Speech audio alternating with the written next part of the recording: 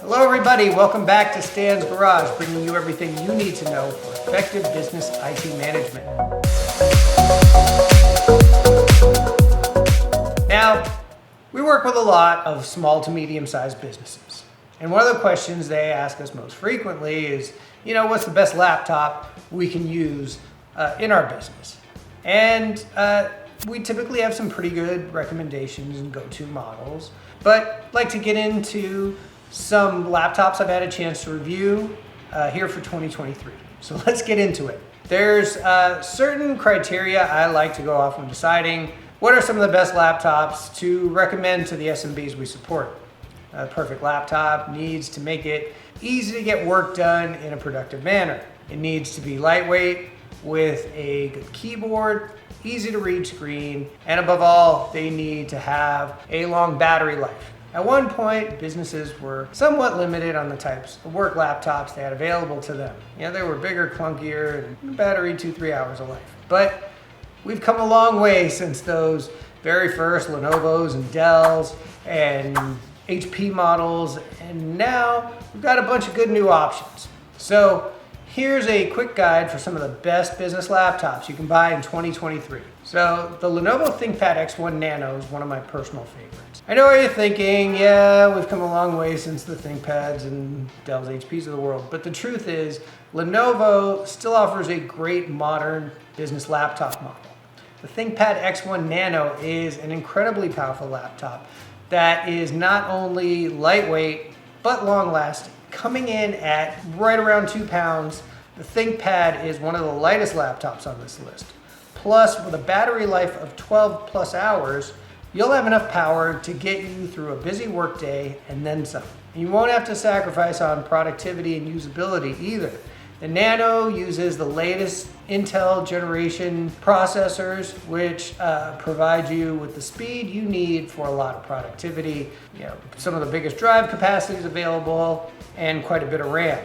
Now these versions start at around $1,400, so they're on the pricier side, but keep that in mind if you're a little more sensitive to that. Personal pro I give to the laptop is the keyboard. I just like how comfortable the typing experience is, and it's comparable with other Lenovo products. One thing you're going to have to note though is it's USB-C Thunderbolt only, so you're going to need adapters if you've got some legacy devices. Next on the list, we're going to talk about the HP Spectre X360 14-inch. It comes in at about $1,200, and it's one of the best 2-in-1, meaning it'll convert into a tablet if you're interested in using it that way. Not a lot of people do, but it could come in handy. It's got a sleek design, and that conversion is very, very smooth. With excellent sound quality and OLED intuitive touchscreen display and pen controls, this laptop is great for anyone in the creative space. It looks beautiful and performs really well. Gotta throw Apple a bone here. Their MacBook Air is a great option if you are a Mac friendly workspace. Not all are, but a lot of the creative companies we support are almost entirely Mac. The Air is a great on-the-go business laptop, and they start at about $1,000. What it really stands out in the Apple space is performs really well, probably better than most Windows machines of comparable price and specs. But that M1 chip has a battery life over 14 hours. They've got a great webcam. Keyboard's been much improved since the maligned ones of a few years ago. And the laptop is a great go-to. And the new M2 chips coming out, only improving on that.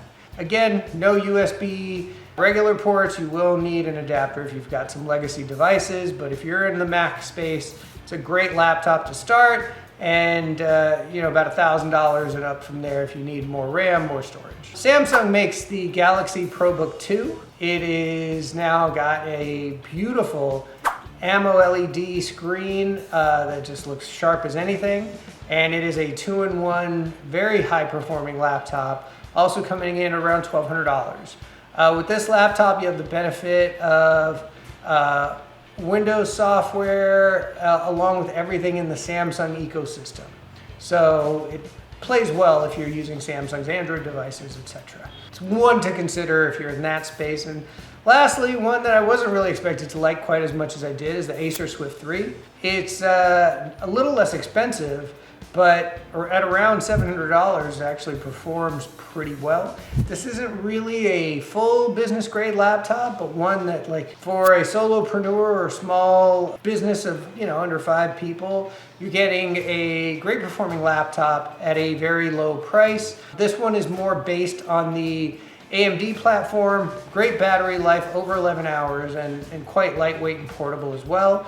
This one actually still has some USB Type A ports, and so you're not going to necessarily need those USB-C adapters, but for a relatively less expensive and otherwise comparable laptop, this one will have met that bill, and it's also got a great screen, surprisingly enough. So, as always, I would love to get your thoughts on these. I mean, there's some great laptops out there from LG and Dell and other manufacturers. So we just wanted to give you a quick few to look at. But if you've got some suggestions, please mention it in the comments or schedule a time to chat in the Calendly link below. If you need help implementing some new systems for your small business, that's what we do. So I hope you enjoyed the video. Please like and subscribe, leave a comment, and I will catch you on the next one.